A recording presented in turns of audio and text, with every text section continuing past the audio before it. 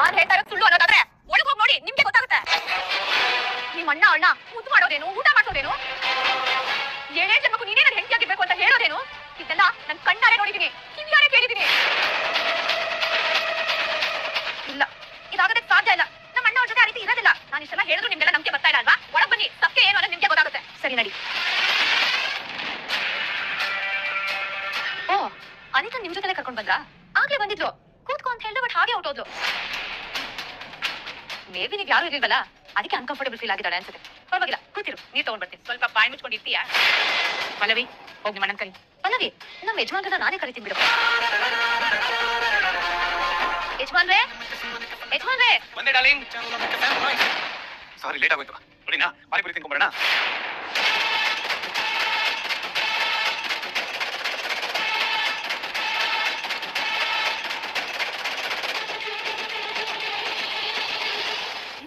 ಇದಾ ಪಲ್ಲವಿ ನಿಮ್ಮ ಅಣ್ಣ ಟಾರ್ಚರ್ ಕೊಡೋದು? ಇದೇನಾ ನಿಮ್ಮ ಅಣ್ಣ ಇವನ್ನ ಹೇಟ್ ಮಾಡೋದು? ಇದೇನಾ ನಿಮ್ಮ ಅಣ್ಣ ಇವನ್ನ ಆಚೆ ಓಡಿಸಿರೋದು? ಅಣ್ಣ, ಏನಿದು? ಎಲ್ಲಿಗೆ ಹೋಗೋಣ ಅಂತ ಹೇಳ್ತಿದ್ಯಾ? ಅದು ನಾನೇ ಹೇಳ್ತೀನಿ ಕೇಳು. ಹೆಂಡತಿ ಏನೋ ಲಾಂಗ್ ಡ್ರೈವ್ ಹೋಗಿ ಪಾನಿಪುರಿ ತಿನ್ಕೊಂಬರೋ ಆಸೆ ಅಂತ ಹೇಳಿದ್ರು, ಅದಕ್ಕೆ ಕರ್ಕೊಂಡು ಹೋಗ್ತೀನಿ ಇರು ಅಂತ ಇಷ್ಟೊಂದು ರೆಡಿಯಾಗಿ ಬಂದಿರೋದು, ಇಷ್ಟೊಂದು ಜಾಲಿ ಆಗಿರೋದು. ಅಣ್ಣ, ಅನಿತಾ ಹೇಳ್ತಿರೋದು ನಿಜನಾ? ಇಲ್ಲ ಪಲ್ಲವಿ, ಆಕ್ಚುಲಿ ಅದು ಏನಾಯ್ತು ಅಂತಂದ್ರೆ, ಕಣ್ಣಾರೆ ನೋಡಿದ್ಮೇಲೆ ಸಾಕ್ಷಿ ಬೇಕಾ? ಇಷ್ಟು ಸಾಕಾಗಲ್ವಾ? ಇವಾಗ ನಿನ್ನೆಲ್ಲರಿಗೂ ಅರ್ಥ ಆಯ್ತು ಅನ್ಸುತ್ತೆ, ಸತ್ಯ ಏನು ಅನ್ನೋದು ಗೊತ್ತಾಯ್ತು ಅನ್ಸುತ್ತೆ. ಊಟ ಮಾಡಿದ್ರೆ ಕೈ ನೋವಾಗುತ್ತೆ ಅನ್ನೋಷ್ಟು ಪ್ರೀತಿ, ಅಷ್ಟೊಂದು ಕಾಳಜಿ. ಈ ಕಾಳಜಿ ಪ್ರೀತಿ ನೋಡೋದಕ್ಕೆ ನಾನು ಇಲ್ಲಿ ಇರ್ಬೇಕಿತ್ತಾ? ಇದೆಲ್ಲ ನೋಡೋದಕ್ಕೆ ನಾನು ಇಲ್ಲಿ ಬರ್ಬೇಕಿತ್ತಾ? ಎಲ್ಲರೂ ಮೋಸ್ತಾರೆ, ಎಲ್ಲ ಮೋಸ ಮಾಡೋರೆ.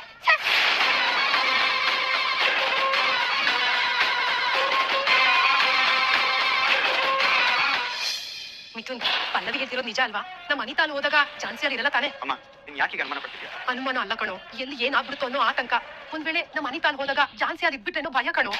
ಅನಿತಾ ಹೇಳಿದಾಗೆ ಕೆಲವೊಂದ್ಸಲ ನಮ್ ಸಮಾಧಾನಕ್ಕೋಸ್ಕರ ಪಲ್ಲವಿ ಮತ್ತೆ ಅವ್ರ ಮನೆಯವರು ಸುಳ್ಳು ಹೇಳಿದಾರಲ್ವಾ? ಆದ್ರೆ ಈ ವಿಚಾರದಲ್ಲಿ ಸುಳ್ಳಾಗಕ್ಕೆ ಸಾಧ್ಯ ಇಲ್ಲಮ್ಮ. ಚಾನ್ಸಿ ರಾಘುಭಾವನ್ ಜೀವನದಲ್ಲಿ ಬಲವಂತವಾಗ್ಬಿಟ್ಟಿತ್ತು. ಆದ್ರೆ ಎಲ್ರಿಗೂ ಅವಳನ್ನ ಓಡಿಸ್ಬೇಕನ್ನೋ ಉದ್ದೇಶ ಇತ್ತು. ಆ ಕೆಲಸನೂ ಮಾಡಿದ್ದಾರೆ. ಪಲ್ಲು ನಮ್ಗದನ್ನ ಅಪ್ಡೇಟ್ ಮಾಡಿದಾಳೆ ಅಷ್ಟೇ. ನೋಡಮ್ಮ, ಇವಾಗ ಅನಿತಾ ಅಲ್ಲಿ ಹೋಗ್ತಾಳೆ, ಅಲ್ಲಿ ಚಾನ್ಸ್ ಇಲ್ಲ ಅನ್ನೋದ್ರೆ ಕ್ಲಿಯರ್ ಮಾಡ್ಕೊಂಡು ವಾಪಸ್ ಬರ್ತಾಳೆ. ಅದರಿಂದ ಅವಳ ಮನಸ್ಸಿಗೂ ಸಮಾಧಾನ ಆಗುತ್ತೆ. ಒಂದ್ ವಿಚಾರ ಹೇಳಿದ್ಮೇಲೆ ನಿಮ್ ಟೆನ್ಷನ್ ಕಡಿಮೆ ಆಗುತ್ತೆ. ಅಲ್ಲಿವರೆಗೂ ನೀನ್ ರಿಲ್ಯಾಕ್ಸ್ ಆಗಿರಮ್ಮ. ಒಂದಂತೂ ಕ್ಲಿಯರ್ ಅಮ್ಮ, ಚಾನ್ಸಿ ಆ ಮನೆಯಲ್ಲೇ ಅಲ್ಲ, ರಾಘುಭವನ್ ಮನಸ್ಸಲ್ಲಿ ಇರೋದಕ್ಕೂ ಸಾಧ್ಯ ಇಲ್ಲ.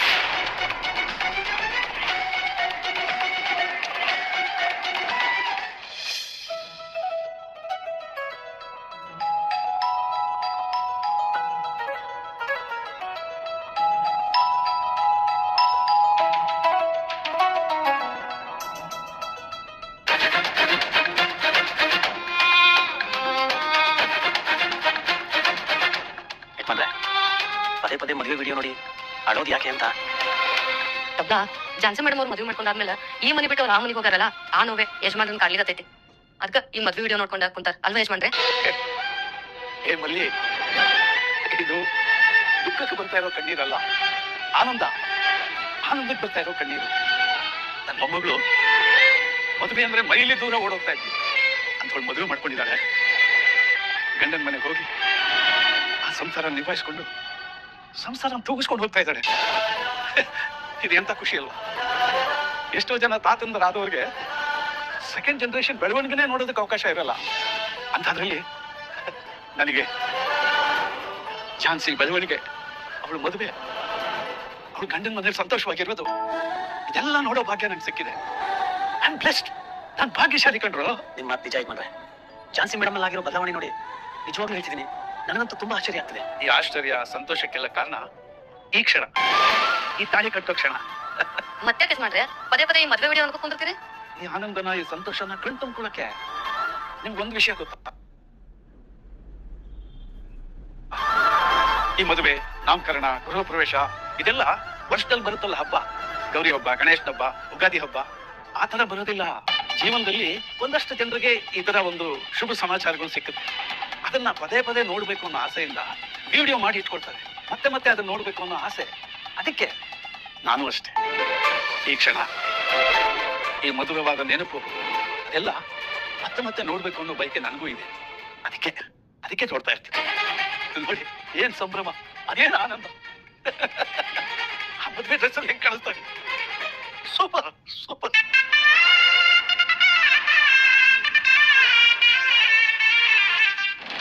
ರಾಘು, ಏನ್ ನಡೀತದೆ ಇಲ್ಲಿ? ಏನಾಗಲ್ಲ? ಅದು ದೊಡ್ಡಪ್ಪ. ರಾಘು, ಒಂದ್ ನಿಮಿಷ, ನಾನೇ ಹೇಳ್ತೀನಿ.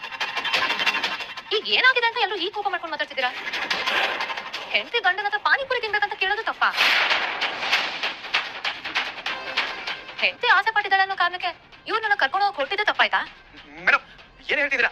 ಇರಿ ಯಜಮಾನ್ರೆ, ನಾನ್ ಮಾತಾಡ್ತೀನಿ. ಇಂಥ ಚಿಕ್ಕ ಪುಟ್ಟ ಆಸೆಗಳನ್ನು ಪೂರೈಸ್ಕೊಳ್ಳೋದು ತಪ್ಪಾ? ನನ್ ಗಂಡನ ಜೊತೆ ನಾನ್ ಪಾನಿಪುರಿ ತಿನ್ನೋದಕ್ಕೆ ಹೋದ್ರೆ ಈ ಅನಿತಾಗೆ ಕೊಟ್ಟೆ ಅವ್ರಿ. ನನ್ ಗಂಡ ನನಗ್ ಊಟ ಮಾಡ್ಸಿದ್ರೆ ಅವ್ಳಿಗೇನ್ ತೊಂದ್ರೆ?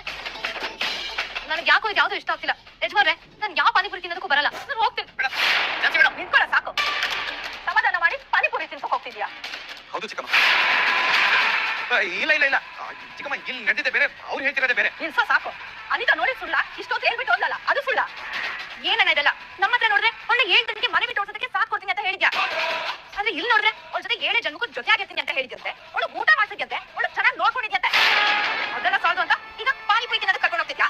ಇಲ್ಲ ಪಲ್ಲವಿ, ಅದೆಲ್ಲ ನಾಟಕ. ಯಾವ್ದಪ್ಪ? ಇವಾಗ ನಮ್ಮ ಮುಂದೆ ಆಡ್ತಾ ಇರೋದಾ ಅಥವಾ ನಾವ್ ಬಂದ್ಮೇಲೆ ಮ್ಯಾನೇಜ್ ಮಾಡೋದಕ್ಕೆ ಆಡ್ತಾ ಇರೋದಾ? ಏನ್ ಮಂಜುಳ, ಇದನ್ನೇ ನೀನು ಇವ್ನಿಗೆ ಕಲ್ಸಿರೋದು? ಅದು ಆ ಹೆಣ್ಣು ಜೊತೆ ನಿನ್ ಮದುವೆ ಆಗಿ ಇಷ್ಟರಲ್ಲಿ ಅವಳು ಈ ಮನೆ ಬರ್ಬೇಕಾಗಿತ್ತು. ಆದ್ರೆ ನೀನ್ ಮಾಡಿದ ತಪ್ಪಿಂದ ಆ ಮದುವೆನೇ ನಿಂತು ಹೋಯ್ತು. ಮತ್ತೆ ಆ ಹುಡುಗಿನ ನಾನು ಮದುವೆ ಆಗ್ತೀನಿ ಅಂತ ನೀನು ನಮ್ಮಗಳಿಗೆ ಭರವಸೆ ಕೊಟ್ಟ ಮೇಲೆ ಆ ಹುಡುಗಿಗೆ ಅವ್ರ ಮನೆಯವರಿಗೆ ನಿಮ್ ಹುಡುಗಿನ ನಮ್ಮ ಮನೆ ಸೊಸೆ ಮಾಡ್ಕೋತೀವಿ ಅಂತ ಮಾತು ಕೊಟ್ಟಿದ್ದೀವಿ. ನಾವೆಲ್ಲರೂ ಇವಳನ್ನ ಮನೆಯಿಂದ ಓಡಿಸೋಣ ಅಂತ ನೋಡ್ತಾ ಇದ್ರೆ ನೀನ್ ಹೀಗಾಡ್ತಾ ಇದ್ಯಾ? ಹೀಗಾದ್ರೆ ಮಾತಿಗೆ ಬೆಲೆ ಇರುತ್ತಾನೋ? ಸಂಬಂಧಗಳು ಉಳಿತಾವ? ಮಾತಾಡೋಣ, ಇವಾಗ ಅದೇನಿಟ್ಟು ಹೇಳು. ಇಲ್ಲ ಪಲ್ಲವಿ, ಅದೆಲ್ಲ ನಾಟಕ. ಇಲ್ಲಿ ಯಾರು ನಾಟಕ ಮಾಡ್ತಾ ಇದಾರೋ ಒಂದು ಗೊತ್ತಾಗ್ತಾ ಇಲ್ಲ. ಆದ್ರೆ ಒಂದ್ ವಿಷಯ ನೆನ್ಪಲ್ಲಿಟ್ಕೋ, ನಾವ್ ಏನ್ ಮಾತು ಕೊಟ್ಟಿದ್ವೋ ಅದನ್ನ ಉಳಿಸ್ಕೋಬೇಕು, ಅದೇ ರೀತಿ ನಡ್ಕೋಬೇಕು. ಅದು ಬಿಟ್ಟು ಬೇರೆ ಏನಾದ್ರೂ ಅವತಾರಗಳನ್ನ ಆಡ್ದಿಯೋ 6 ದಿನ ಆದ್ಮೇಲೆ ಆಗೋ ಪರಿಣಾಮನೇ ಬೇರೆ. ದೊಡ್ಡಪ್ಪ ಅದು ಅಜ್ಜಿ ಮಾತಾಡ್ಬೇಡ. ಚಿಕ್ಕಮ್ಮ, ನನ್ ಮಾತು ಕೇಳಿ. ಕೇಳೋದಕ್ಕೇನು ಉಳಿಸಿದ್ಯಾ?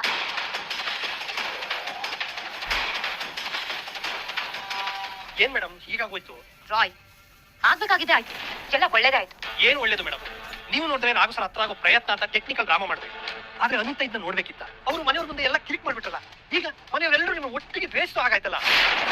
ಯಾರು ನನ್ನ ದ್ವೇಷಿಸ್ತಾರ ಅನ್ನೋದು ಮುಖ್ಯ ಅಲ್ಲ ರಾಯ್, ನನ್ ಗಂಡ ನನ್ನ ಪ್ರೀತಿಸ್ತಾನ ಅನ್ನೋದಷ್ಟೇ ಮುಖ್ಯ. ಮೇಡಮ್, ಈಗ ಅನಿತಾ ಬಂದು ಎಲ್ಲರ ಮುಂದೆ ಸೀನ್ ಕ್ರಿಯೇಟ್ ಮಾಡಿ ಹೋಗಿರೋದ್ರ ಎಫೆಕ್ಟ್ ಏನಾಗ್ಬೋದು ಅಂತ ಯೋಚನೆ ಮಾಡಿದ್ರೆ ನೀವು? ನಿಮಗೆ ಆ ಮನೇಲಿ ಪರ್ಮನೆಂಟ್ ಸ್ಥಾನ ಮಿಸ್ ಆಗೋ ಚಾನ್ಸಸ್ ಹೆಚ್ಚಾಗಬಹುದಾ ಅಂತ? ರಾಯ್, ಸ್ವಲ್ಪ ಕಾಮನ್ ಸೆನ್ಸ್ ಇಟ್ಕೊಂಡು ಯೋಚನೆ ಮಾಡು. ಆಗಿದ್ದೆಲ್ಲ ಒಳ್ಳೇದಕ್ಕೆ. ಅಯ್ಯೋ ಮೇಡಮ್, ಮತ್ತೆ ಅದನ್ನು ಹೇಳ್ತಿದ್ರಲ್ಲ.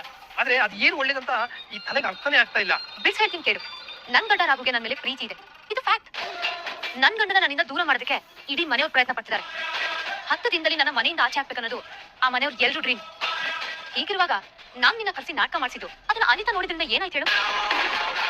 ಗೊತ್ತಿಲ್ಲ ಮೇಡಮ್. ಹೇಳ್ತೀನಿ ಕೇಳು. ಅನಿತಾಗೆ ಒಂದು ಕ್ಲಾರಿಟಿ ಸಿಕ್ತು. ರಾಘವೇಂದ್ರನ್ ಮನ್ಸಲ್ಲಿರೋದು ಚಾನ್ಸ್ ಇದೆ. ಈಗಾಗಲೇ ಅವಳ ಹೆಂಡತಿ ಅನ್ಕೊಂಡು ಬದುಕಿದ್ದಾನೆ. ನನ್ ಕಡೆ ಬರೋ ಚಾನ್ಸೇ ಇಲ್ಲ. ನನ್ ರಾಘು ಮೇಲಿರೋ ಆಸೆನ ಬಿಡ್ಬೇಕು ಅನ್ನೋದು ಅವ್ರಿಗೆ ಕ್ಲಾರಿಟಿ ಸಿಕ್ತು. ಒಂದ್ ರೀತಿ ನೀವು ಹೇಳೋದು ಕರೆಕ್ಟ್ ಮೇಡಮ್. ಇಂಥ ರೀತಿಗಳು ಇನ್ನೆರಡಾದ್ರೆ ಸಾಕು ರಾಯ್. ಅನಿತಾ ನಮ್ಮ ಮನೆ ಕಡೆ ತಲೆನೂ ಹಾಕಲ್ಲ, ನನ್ ಗಂಡನ್ ತಂಟೆಗೂ ಬರಲ್ಲ. 100% ಎಸ್ ಮೇಡಮ್. ಆಮೇಲೆ ಇನ್ನೊಂದು ವಿಷಯ ಹೇಳ್ತೀನಿ ಕೇಳು ರಾಯ್. ನನ್ ಗಂಡನ್ಗೆ ಅನಿತಾ ಮೇಲೆ ಆಸೆ ಇದ್ದಿದ್ರೆ ನನ್ ಜೊತೆ ಒಡನಾಟ ಆಗೋ ನಾಟಕಕ್ಕೆ ಯಾಕೆ ಒಪ್ಕೊಳ್ತಿದ್ದ? ಹೌದಲ್ವಾ? ಮಾಡಿದ ನಾಟಕನೇ ಆದ್ರೂ ನನ್ನ ಚಿನ್ನಿ ಬಂಗಾರ ಅಂತೆಲ್ಲ ಎಷ್ಟು ಅದ್ಭುತವಾಗಿ ಮಾತಾಡ. ಅದೆಲ್ಲ ರಾಘು ಮನ್ಸಲ್ಲಿರೋ ಮಾತುಗಳೇ ರಾಯ್.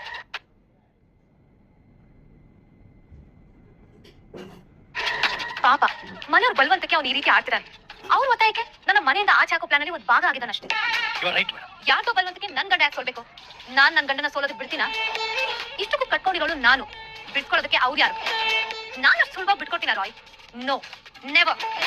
ನನ್ ಗಂಡನ ನನ್ನಿಂದ ದೂರ ಮಾಡೋದಕ್ಕೆ ಯಾರಿಂದನೂ ಸಾಧ್ಯ ಆಗಲ್ಲ. ಸಾಧ್ಯ ಆಗೋದಕ್ಕೂ ನಾನು ಬಿಡಲ್ಲ. ಅನಿತಾ ಎಷ್ಟೇ ಎದುರಾಡಿದ್ರು ನನ್ನ ಗಂಡ ಅವಳು ಸಿಗಲ್ಲ. ಯಾಕಂದ್ರೆ ನನ್ ಗಂಡನ ನಾನು ಬಿಟ್ಟು ಹೋಗಲ್ಲ ಅನ್ನೋ ಕ್ಲಾರಿಟಿ ಅವಳಿಗೆ ಆಲ್ರೆಡಿ ಸಿಕ್ಕಾಗಿದೆ.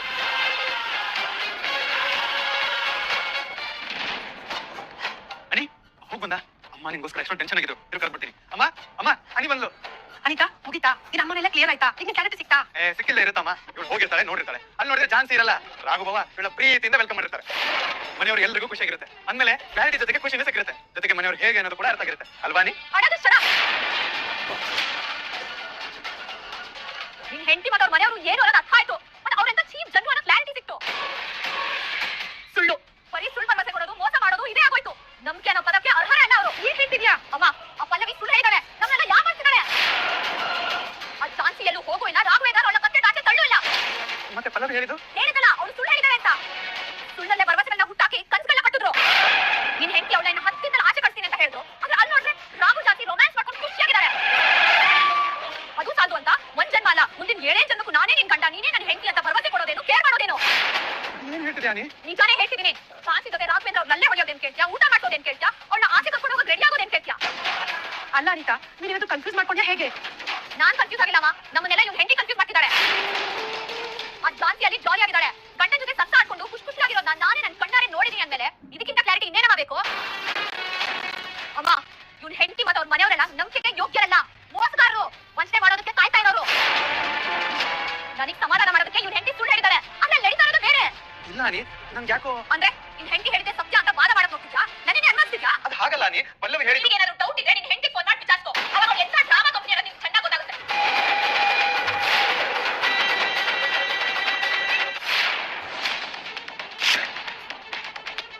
ಏನೇನು ಆಗ್ ನೋಡ್ತಿದ್ಯಾ? ಉತ್ತರ ಕೊಡು. ಉತ್ತರ ಕೊಟ್ಟಿದ್ದೀನಲ್ಲ ಪಲ್ಲವಿ, ಆಗಿದ್ದೀನೆಲ್ಲ ಹೇಳಿದ್ದೀನಿ. ಇನ್ನು ನನ್ನ ಮೇಲೆ ನಂಬಿಕೆ ಇಲ್ವಾ? ನಮ್ಗೆ ಎಲ್ಲಣ್ಣ ಬರುತ್ತೆ. ಯಾಕೆ ಬರಲ್ಲ ಪಲ್ಲವಿ? ನನ್ನ ಕುಟುಂಬದ ಹತ್ರ ನಾನು ನಿಷ್ಠೆಯಿಂದ ಇದ್ದೀನಿ. ನಾನು ಝಾನ್ಸಿ ಅವ್ರ ಹತ್ರ ಇದ್ದಿದ್ದು ಬರೀ ನಾಟಕ ಅಷ್ಟೇ. ಅದು ತಾತನ ಆರೋಗ್ಯ ಸರಿ ಇಲ್ಲ ಅನ್ನೋ ಕಾರಣಕ್ಕೆ ನಾನು ಕೊಟ್ಟ ಸಮಾಧಾನದ ಔಷಧಿ ಅಷ್ಟೇ. ಅನಿತಾ ನೋಡಿದ ಒಡನಾಟ ನಾಟಕ ಪಲ್ಲವಿ, ಕೇವಲ ನಾಟಕ ಅಷ್ಟೇ. ಓಕೆ, ಅದು ನಾಟಕನೇ ಆಗಿದ್ರೆ ಆಡಿದ್ದು ಮಾಡಿದ್ದೆಲ್ಲ ನಾಟಕ ಅನ್ನೋ ಮಾತು ಅವಳ ಬಾಯಿಂದ ಬರ್ಬೇಕಾಗಿತ್ತು ತಾನೆ. ನನ್ ಗಂಡನ ಜೊತೆ ನಾನ್ ಚೆನ್ನಾಗಿದ್ರೆ ನಿಮ್ಗೆ ಕೊಟ್ಟೆವ್ರಿ ಅನ್ನೋ ಮಾತು ಅವ್ಳು ಯಾಕೆ ಆಡ್ತಿದ್ಲು? ಪಲ್ಲವಿ, ನಿನಗೆ ಝಾನ್ಸಿ ಏನು ಅಂತ ಗೊತ್ತು ತಾನೆ. ಆಗಿರೋ ಇನ್ಸಿಡೆಂಟ್ ನ ಅವ್ರಿಗೆ ಹೇಗೆ ಬೇಕು ಅಂತ ತಿರ್ಸ್ಕೊಂಡಿದ್ದಾರೆ ಅಷ್ಟೇ. ಅದನ್ನ ಅವಳೇ ತಿರ್ಸ್ತಿದ್ದಳು ಅಥವಾ ನೀ ತಿರ್ಸ್ತಿದ್ಯೋ ಅನ್ನೋ ಕ್ಲಾರಿಟಿ ನನಗೆ ಸಿಕ್ತಿಲ್ಲ. ನಾನು ಏನ್ ಮಾಡಿ ಪಲ್ಲವಿ? ಅದನ್ನ ನನ್ಗೆ ಯಾಕೆ ಹೇಳ್ತೀಯಾ? ಜಾನ್ಸಿನ ಕರ್ಕೊಂಡ್ಬಂದು ನನ್ ಮುಂದೆ ಆಡಿದೆಲ್ಲ ನಾಟಕ ಅಂತ ಅವಳ ಬಾಯಿಂದ ಹೇಳ್ಸು, ಆಗ ನಂಬ್ತೀನಿ. ಅಷ್ಟೇ ತಾನೆ ನಿನಗೆ ಬೇಕಾಗಿರೋದು? ಹೌದು, ಅಷ್ಟೇ. ನಂಬಿಕೆಗಳು ಸಾಯ್ತಾರೋ ಈ ಸಮಯದಲ್ಲಿ ನಂಬೋದು ನಿನ್ನನ್ನು ಅನುಮಾನಿಸಬೇಕಾಗುತ್ತೆ. ಕರ್ಕೊಂಡ್ಬಂದು ಅವಳ ಬಾಯಿಂದ ಕ್ಲಾರಿಟಿ ಕೊಡ್ಸು, ಆಮೇಲೆ ನಂಬ್ತೀನಿ. ಇವತ್ತೇ ಕರ್ಕೊಂಡ್ಬಂದು ಇವಾಗ ಝಾನ್ಸಿ ಅವರನ್ನ ಕರ್ಕೊಂಡ್ಬಂದು ಸತ್ಯ ಹೇಳ್ತೀನಿ.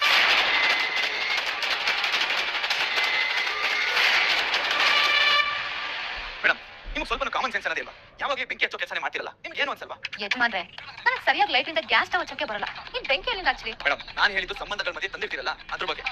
ಈಗ ನಾನು ಏನ್ ಮಾಡ್ದೆ ಅಂತ ಈ ರೀತಿ ಮಾತಾಡ್ತಿದ್ದೀರಾ? ತೆಗೀರಿ ಮೇಡಮ್, ನಾನು ಮುಟ್ ಮಾತಾಡ್ಸೋದಲ್ಲ ಇಷ್ಟ ಆಗಲ್ಲ ನೋಡಿ. ಅಲ್ಲ, ಮಾಡೋದೆಲ್ಲ ಮಾಡಿ ನನ್ಗೇನು ಗೊತ್ತೇ ಇಲ್ಲ ನನ್ನ ಡ್ರಾಮಾ ಮಾಡ್ತಿದ್ದೀರಲ್ಲ. ನೀವು ಅಷ್ಟೆಲ್ಲ ಕೇಳ್ಕೊಂಡ್ರಿ ಅಂತ ನನ್ನ ತಾತಂಗೋಸ್ಕರ ಡ್ರಾಮಾ ಮಾಡಕ್ ಒಪ್ಕೊಂಡೆ. ಆದ್ರೆ ನಮ್ಮ ಮನೆಯವರೆಲ್ಲ ನನ್ನ ಬಗ್ಗೆ ಅಪಾರ್ಥ ಮಾಡ್ಕೊಂಡಾಗ ನೀವು ಸತ್ಯ ಏನು ಅಂತ ಹೇಳ್ಬೇಕಲ್ವಾ? ಆಕ್ಚುಲಿ ಫಸ್ಟ್ ನಾನು ಸತ್ಯ ಹೇಳ್ಬೇಕಂತಾನೆ ಅನ್ಕೊಂಡೆ. ಆದ್ರೆ ನೀವ್ ಕೇರ್ ಮಾಡಿದ ರೀತಿ, ನನಗ್ ಮುದ್ದು ಮಾಡಿದ ರೀತಿ, ನನಗ್ ಊಟ ಮಾಡ್ಸಿದ ರೀತಿ, ಇದನ್ನೆಲ್ಲ ನನಗ್ ನಾಟಕ ಅಂತ ಹೇಳೋದಕ್ಕೆ ಮನ್ಸೇ ಬರ್ಲಿಲ್ಲ.